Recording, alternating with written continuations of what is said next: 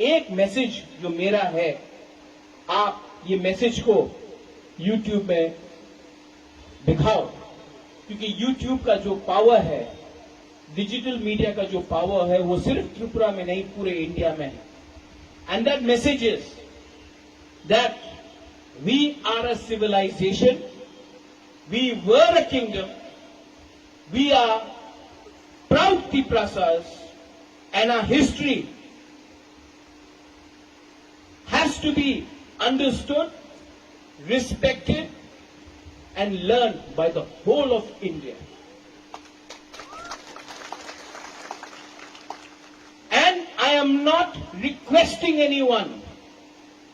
I am demanding that today, if I am forced to study about people from another country, then there is no excuse for us not studying about our own history, about our own Maharajas, about our own land, about our own culture.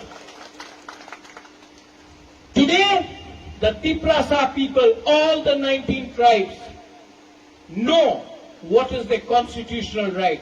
And what we ask for is not against any community, not against any religion. What we ask is for dignity, and ours is a fight for existence and for our dignity and our pride.